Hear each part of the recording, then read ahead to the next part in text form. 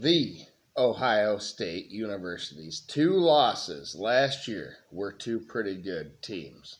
At Oregon, who is a high-flying offense, an elite offense, and then Michigan, who is an elite defense. But Ohio State beat the likes of Iowa, at Penn State, and Indiana before their playoff run that led to a national title. Ohio State was 10-2 in the regular season last year. They were 14-2 overall after going through 4 playoff games. They beat the likes of Tennessee, Oregon, Texas, and Notre Dame in the playoff and won the national championship. All right, I will give Ohio State fans that. Yes, if you have not figured it out, I'm a dependent fanatic and I'm a huge Michigan fan. And that team was pretty good. They had 14 players go to the NFL, including quarterback. And so what will it look like this upcoming season? They're on the national title contender list. Yes, I thought maybe I would trick some of you into thinking that Ohio State was not on the list. None of you fell for it. There were no comments. Ohio State is on the list, and that pains me to say. But they have to at least go 9-3 with their schedule to make it in. They made it in at 10-2 last year. Could 9-3 get them in? That'll be later in the video. That team that had 14 players go to the NFL, including quarterback, has to reload. They have to defend their national championship, right? To do so, they might have to win their first conference championship since 2020. That was a few years back. They were regular conference title winners. They haven't since. They didn't win any titles then. They won one now when they didn't win the conference. So does Ryan Day have back what is needed? And that is that proven talent that comes back, experienced talent. Well, at quarterback, Ohio State has been amazing for 20 plus years. And so having a guy that has no experience not only doesn't baffle the program, but they think they have enough around the signal caller at offensive line and defense to continue to be great at that position. He is going to have everything he needs. That said, Julian Sayin is going to be a sophomore this season. He's 6'1", 203 pounds, a slight guy. He was only 5 of 12 last year for 84 yards and 1 touchdown, backing up for Will Howard. That is not great, but Ohio State hopes that he can just get the ball to all of their playmakers on the outside, because he will need to do that. And you're breaking in some new running backs, so he will have to get the ball to some of these playmakers on the outside. Who are they? Who are the weapons that are proven that Sayin will have at his disposal? Jeremiah Smith is back, arguably the best player in the nation. As a freshman last season, he definitely was. He is 6'3", 215 pounds. He had 76 catches for 1,315 yards as a freshman. That's a 17.3 average per reception, and he had 15 touchdowns. Also, he had 6 rushes for 47 yards. That's a 7.8 average and a rushing touchdown as a freshman. He'll be back as a sophomore this season. Carnell Tate's going to be a junior. 6'3", 191 pounds, big body guy. 52 catches, 733 yards, 14.1 average per reception, and 4 touchdowns in his own right. And then Brandon Ennis, a junior, has stats coming back. 6 foot, 203 pounds. He had 14 catches, backing up some of the prolific wide receivers that went to the NFL, plus these guys. Innes waited his turn, 14 catches, 176 yards, 12.6 average, and a touchdown. At tight end, they brought in Max Clare from Purdue, and he was very effective for a 2-win Purdue team, 1-win Purdue team. He's going to be a senior. He's 6'4", 240 pounds. He had 51 catches for the Boilermakers. 685 yards. That's a 13.4 average as a tight end. And he had 4 receiving touchdowns. And you return Will Kamarek. Is the C silent? I don't know. He's a junior. He's going to be a senior at tight end for you. 6'6", 260 pounds. He had 8 catches for 86 yards. And he had 243 yards in 2023 and 264 yards in 2022. So what gives? Where is he at? Is he going to be on the sideline again? Or are you going to go multiple tight ends? You might need to. But this offensive line is going to be pretty good. The heights, the weights, everything. They are seniors and juniors this upcoming season. At left tackle, Ethan Ananwa is going to be a senior he transfers in from Rice this season. 6'6", 357 pounds, and he has 34 starts under his belt in college football. At left guard, Luke Montgomery, a junior, is 6'5", 308 pounds. He played in 11 games in 2023. So 2 years ago, what happened? Someone beat him out, or did he get hurt? Let me know, Ohio State fans. At center, Carson Hinsman is going to be a senior, 6'5", 300 pounds. He had 21 starts so far for the Buckeyes at Ohio State itself. At right guard, Tegra Shabola is going to be a senior, 6'6", 327 pounds. He played in 13 games in 2023 as well. No games from last season. At right tackle, Austin Serveld is going to be a junior, 6'5", 320 pounds. He had 6 starts last year and played in all 16 games that Ohio State played. Yes. Possible you can have 16 games in a season now.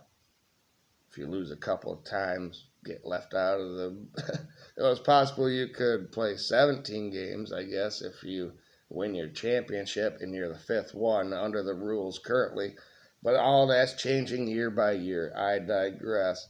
The offensive line is going to be pretty good for Ohio State. Young, but like I said, the heights and weights are there. But it's going to be the running back room, I think. You lost Travion Henderson and the other guy from Ole Miss. So what are you going to do now? Well, James Peoples is back. As a freshman, he had 49 carries for 197 yards. That's a 4-yard average, and he had 2 touchdowns. Guy's 5'10" and 203 pounds. And then you brought in a guy from the transfer portal to shore up that room. And it is C.J. Donaldson, who is a senior coming in from West Virginia. 6'2", 238 pounds, big bruiser. 163 carries last season for the Mountaineers. For 734 yards, that's a 4.5 average, which is, not the worst. He had 11 rushing touchdowns. So I'm sure he got down to the goal line there at the end and punched it in. Offensive coordinator Brian Hartline needs a run game in this offense to let his wide receivers shine. Otherwise, you're going to get shut down by great defenses that have great secondaries and a great pass rush like Michigan last season and the years before that. So that's your offense, wide receiver heavy. You're hoping your quarterback can do some things. I think this offense will be good. Will it be elite? I don't know. As for the defense, after Jim Knowles left for Penn State, the new defensive coordinator is a former NFL head coach that I am very familiar with. Matt Patricia was terrible as head coach for the Detroit Lions, but I'm sure that his pencil is sharper now than ever for you guys. Anyway, who's coming back? Who has experience on this defense? A couple of defensive ends and 3 rush guys. So you have some capable guys on the edge. You have Kenyatta Jackson Jr. is going to be a senior, 6'6", 258 pounds, 16 tackles, 1.5 sacks. So he's probably your less decorated player, but he's going to be a senior, and he had to sit behind some guys like JTT and Jack Sawyer and others. But Caden Curry is going to be a senior as well. It's his turn too. 6'3", 260 pounds. He had 22 tackles, 2.5 sacks, and 2 forced fumbles last season. At the rush position, Bo Atkinson is going to be a senior. He's transferring in from North Carolina. 6'6", 265 pounds. Had 35 tackles and 7.5 sacks for the Tar Heels. 2 more rushes. CJ Hicks is going to be a senior as well. So senior latent defensive line here. And if you are a Dependent Fanatic fan, you know that Dependent Fanatic is a fan of great defensive lines and offensive lines. The trenches matter the most, in my opinion, and you got some good ones here, but the interior is something to be questioned coming up. CJ Hicks is going to be senior, 6'3", 233 pounds, 22 tackles, and 2 sacks. And then Logan George is going to be a junior at the rush position, coming back from Idaho State. Coming in from Idaho State, 6'5", 259 pounds. He had 53 tackles and 5.5 sacks for the FCS Idaho State. At nose tackle in the interior, you have Caden McDonald, who's going to be a junior. As a sophomore, he was 6'3", 326 pounds, and had 19 tackles. That's it. So you think Michigan has some problems after losing the 2 great pass rushers, Mason Graham and Kenneth Grant, from the interior? You may have a more difficult position here right now. So the interior for Ohio State is lacking in production and experience. But the cupboard is far from bare, of course. Ohio State recruits well, as you all know. So they have to step up and make something of themselves under Matt Patricia. Good luck. Middle linebacker Arvell Reese. So we're linebacker core now, moving from front to back. He's going to be a junior. He had 43 tackles as a sophomore. He is 6'4", 238 pounds. Sonny Styles is back for you Buckeyes. Will linebacker. He's going to be a senior now. He's 6'4", 235 pounds. So a couple of very tall, athletic linebackers. He had 100 tackles last year for you, 6 sacks, and 5 pass breakups as well. Very versatile. Now, at nickelback, you have Lorenzo Styles Jr., who's going to be a senior. 6'1", 195 pounds. He had 16 tackles last year, but he had 4 pass breakups in limited time. Cornerback Jermaine Matthews Jr. is going to be a junior. He is 5'11", 189 pounds. He had 22 tackles and a sack at his cornerback position. And then Davison Abegason is back. He's going to be a senior, 6'2", 193 pounds. He had 45 tackles, 2 interceptions, and 9 pass breakups. And then Caleb Downs, arguably the second best player in the nation, first on defense possibly, because he had 81 tackles, 2 interceptions, and 7 pass breakups as a free safety for the Buckeyes. He's going to be a junior. He's 6 foot, 205 pounds. That's what he was last year, at least. At strong safety, you have a guy as well who proved himself as a freshman last year, backing up, had 15 tackles. That's good enough to make this experience list. He's going to be a sophomore, 6 foot, 192 pounds. So this roster, you have to remember that I love experience, so that is what I listed here for all of you. But there is depth behind all of these national title contending teams. That's why Ohio State is one of them. But then there is the schedule.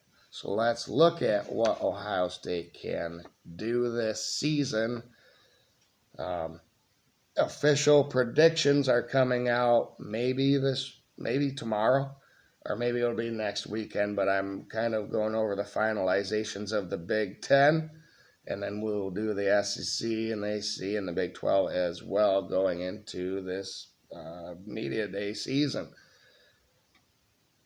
Ohio State had a 10.5 win total. That means you can bet under that they're going to win 10 or less games, or you can bet that they're going to win 11 or more games.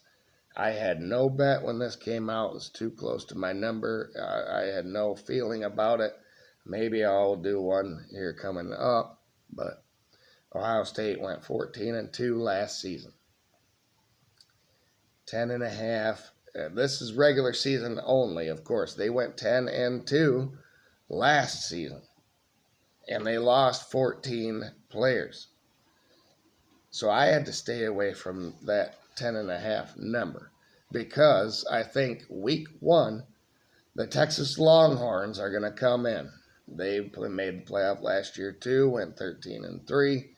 They have a new quarterback as well, but I think the rest of I love their offensive line and defensive line, and I think they come to Columbus week 1 and beat the Buckeyes.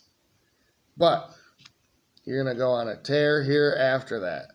You have Grambling at home. That's going to be a win. You have Ohio. That's a win. You're going, after your first bye, you are going out west to play Washington, which is a sneaky game. Jed Fish and company, with their own offensive identity, could pose some problems. This could be closer than people think, but I have that as a win for Ohio State.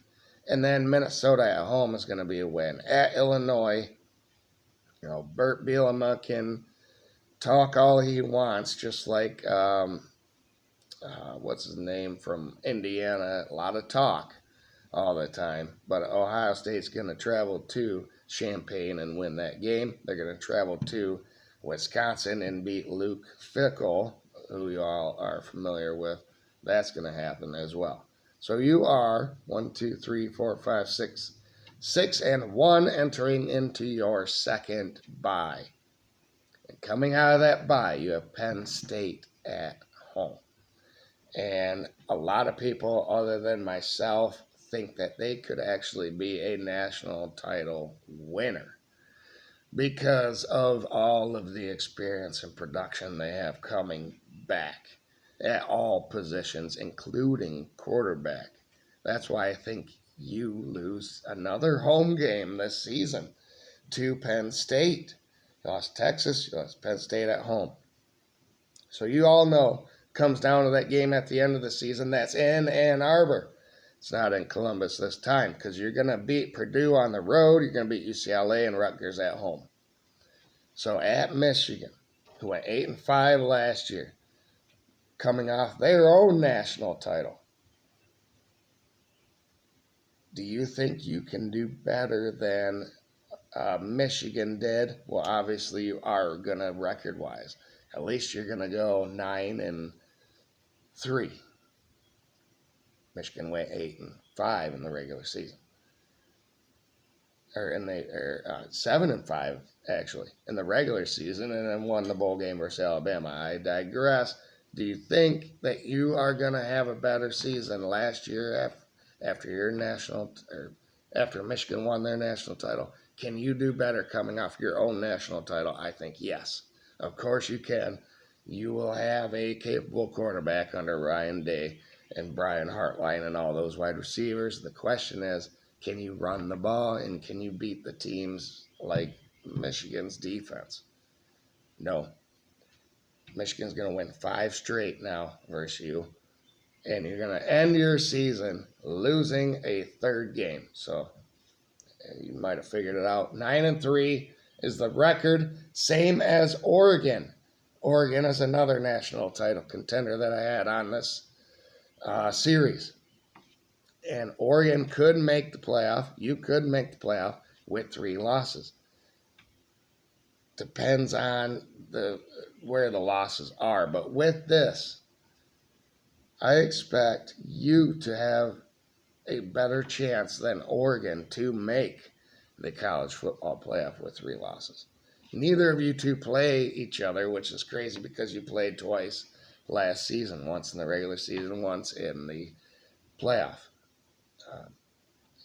You got revenge on them. So it'll be interesting to see how the committee goes about all of this. But right now, Ohio State 9-3, lose to Michigan again, lose a couple of home games. And I wouldn't call for Ryan Day's head. I think the Big Ten is an animal now.